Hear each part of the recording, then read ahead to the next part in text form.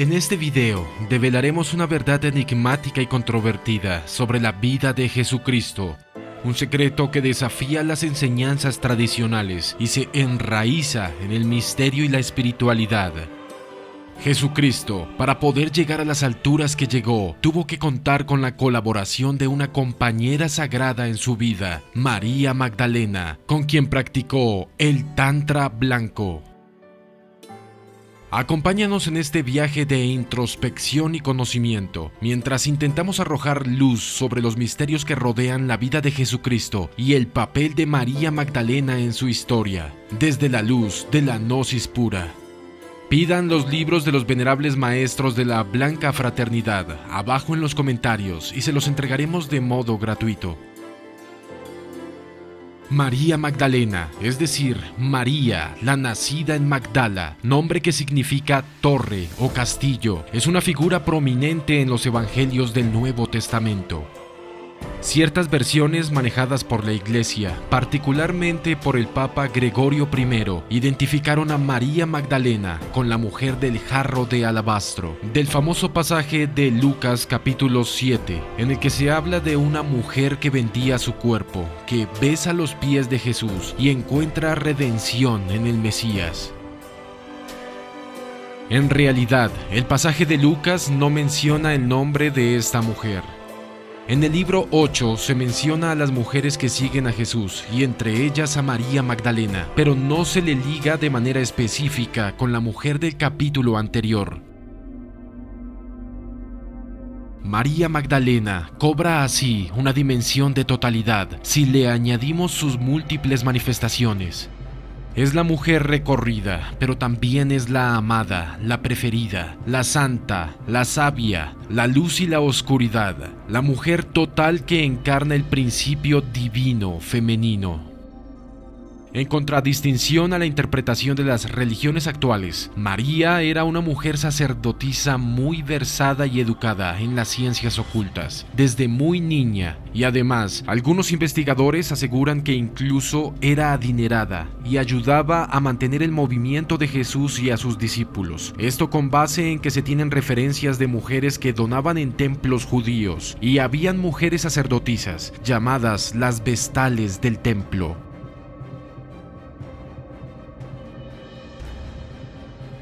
En los evangelios se habla de María Magdalena como la mujer que había sido poseída por 7 demonios y fue curada por el Salvador. Esto equivale a una metáfora de que había sido llevada a la sabiduría de Dios, habiendo eliminado los 7 demonios generales que encierran los miles de demonios que en nuestro interior cargamos y que si eliminamos nos convertimos en maestros de la luz, despiertos y poderosos. La palabra que se usa para salvador en griego es soter, que significa sanador, y esta es la noción que parece tener también Jesús, el sanador, el que lleva a las personas a la salud, a la totalidad de sí mismos, hasta salvarlos de la muerte, aquel que les muestra el camino para ello. Los evangelios narran que María Magdalena presenció la crucifixión de Cristo a la distancia junto con otras mujeres. Existe asimismo consenso en que fue la primera en descubrir que su tumba estaba vacía. En el evangelio de Marcos se dice que en la tumba un hombre vestido de blanco, que será un ángel en otros evangelios, le reveló a María Magdalena y a otras 2 mujeres que Jesús había resucitado. Mateo cuenta, por su parte, que María Magdalena y la otra María vieron la tumba vacía de Jesús al tiempo que la tierra tembló y recibieron la noticia de la resurrección del ángel. Justo después, Jesús se les apareció y les dijo que anunciaran a sus discípulos que los encontraría en Galilea. En el Evangelio de Lucas, la primera aparición de Jesús acaece a Cleopas y a otro discípulo. El Evangelio de Juan, que no es parte de los evangelios sinópticos, ya que describe los hechos desde una perspectiva distinta, aumenta el protagonismo de María Magdalena. En el relato joánico, María es la única que presencia la tumba vacía. Le cuenta lo visto a Pedro, quien junto con otros discípulos corrobora que la roca de la tumba ha sido movida. Los discípulos regresan a casa, pero María permanece llorando y tiene una epifanía de 2 ángeles en el jardín afuera de la tumba. Se le aparece entonces Jesús. Primero no lo reconoce y solo luego entiende que es el Maestro. Se refiere a él como Raboni. Jesús le instruye que no la toque, ya que no ha ascendido aún con el Padre. Ve a mis hermanos y diles: subo a mi Padre y a vuestro Padre, a mi Dios y a vuestro Dios. En este sentido, el Evangelio de Juan representa a María Magdalena como la apóstol de los apóstoles. El Evangelio de Pedro, evangelio no canónico, se refiere a María Magdalena como discípula y hace un relato de la resurrección incompleto como el de Marcos. Un joven hombre de blanco le avisa a María Magdalena y a otras mujeres que Jesús se ha levantado y no está allí. No hay aquí visiones del cuerpo glorificado. En el texto gnóstico Pistis Sophia, Jesús se refiere a María Magdalena como la más perfecta, lo cual genera la ira de Pedro. María Magdalena es representada aquí como aquella que entiende la sabiduría de Pistis Sophia, un aspecto femenino de la divinidad que confiere sabiduría y que en el gnosticismo de Valentino es considerada como la consorte del Cristo cósmico o arquetípico que descendió al mundo material por la ignorancia y que fue liberada por la gnosis, reuniéndose con el Salvador en calidad de su divina consorte, algo así como la Shakti de Cristo.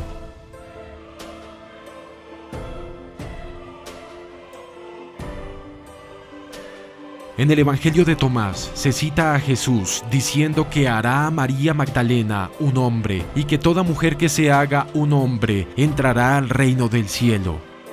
Recordemos que el verdadero significado de la palabra hombre no es varón, sino que alude al estado angélico superior al que se llega con el tantrismo blanco, a imagen y semejanza de Dios. Las palabras de Jesucristo en los evangelios apócrifos son: cuando hagas de los dos uno, cuando hagas de lo interno lo externo y de lo externo lo interno, y hagas lo de arriba como lo de abajo, y cuando establezcas lo masculino y lo femenino como uno solo, para que lo masculino no sea masculino y lo femenino no sea femenino, entonces entrarás al reino del cielo. El Evangelio de Felipe se refiere a María Magdalena como la koinonos de Jesús. El término puede ser traducido como pareja, acompañante, camarada, esposa. En otra parte el texto señala: Cristo amaba a María más que a sus otros discípulos y la besaba en la boca frecuentemente. Los otros discípulos se ofendían por esto y mostraban su reprobación. El guiño de una relación amorosa entre Jesús y María Magdalena indica una comunión mística. A lo largo de la historia, místicos de múltiples tradiciones han elegido metáforas eróticas para describir sus experiencias. Compárese, por ejemplo, con el Cantar de los Cantares, que a la letra dice: que me bese con los besos de su boca, porque mejores son tus amores que el vino. Otro de los textos encontrados en Nag Hammadi, el diálogo del Salvador, elogia a María y se refiere a ella como la mujer que conocía al todo. El todo puede ser el pleroma de los gnósticos, el estado de absoluta integración con la divinidad.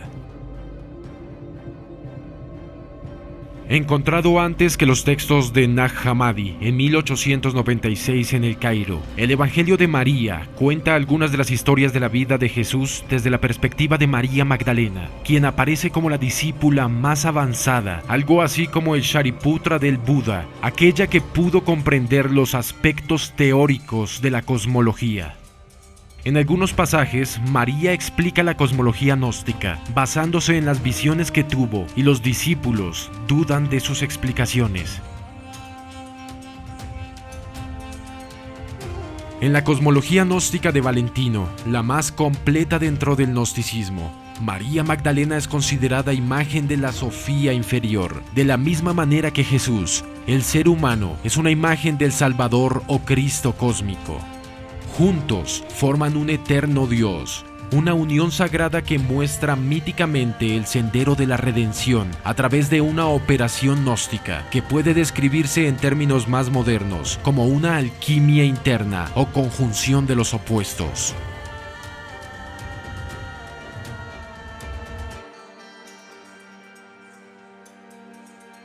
De la misma manera que Jesús fue una encarnación del principio masculino divino, María Magdalena puede considerarse una encarnación del principio divino femenino, que en otras culturas es Isis, Astarte, Venus, Shakti, Radha, Lakshmi, Prajna Paramita, etc., pero que en el cristianismo representa una enorme ausencia.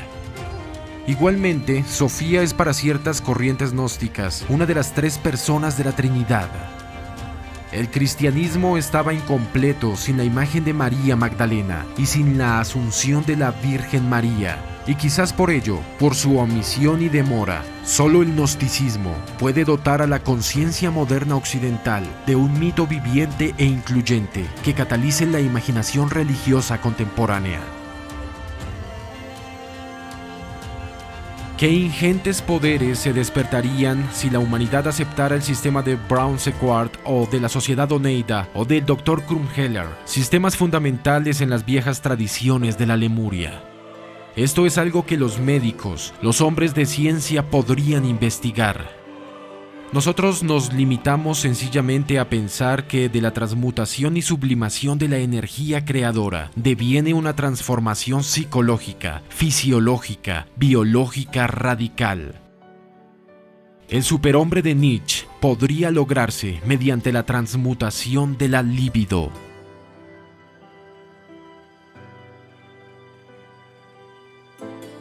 Empero, lo principal es saber amar. Sin amor no es posible lograr todos estos prodigios. Observen ustedes que junto a los grandes hombres aparecen siempre las grandes mujeres. Junto al Buda Gautama Sakyamuni está Yasodhara, su bella esposa discípula. Junto al divino Rabí de Galilea aparece María Magdalena. Obviamente no sería posible para los grandes hombres realizar gigantescas labores como aquellas que han permitido cambiar el curso de la historia, sino que estuvieran acompañados a su vez por alguna gran mujer.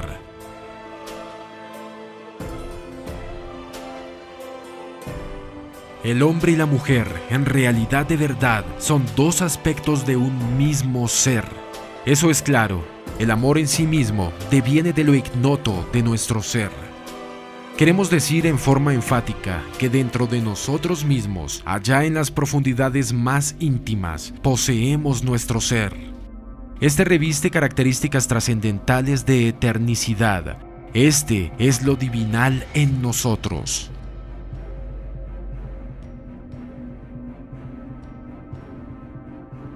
El amor es la fuerza que emana precisamente de ese prototipo divinal existente en el hondo de nuestra conciencia. Es un tipo de energía capaz de realizar verdaderos prodigios.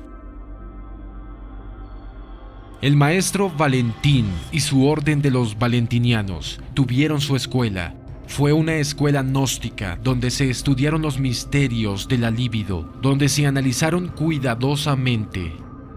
Valentín y los valentinianos conocieron en realidad de verdad el secreto lemúrico, sublimaron la energía creadora y lograron el desarrollo de ciertas posibilidades psíquicas que se hallan latentes en la raza. Se nos ha dicho que Valentín fue un gran iluminado, un gran maestro en el sentido más completo de la palabra. Otro gran maestro, Leonardo da Vinci, conocía también todos estos misterios de la alquimia sagrada y plasmó el código en su obra de la Última Cena, donde a la derecha de Jesús claramente está su esposa María Magdalena, con quien practicaba el gran arcano AZF o tantrismo blanco.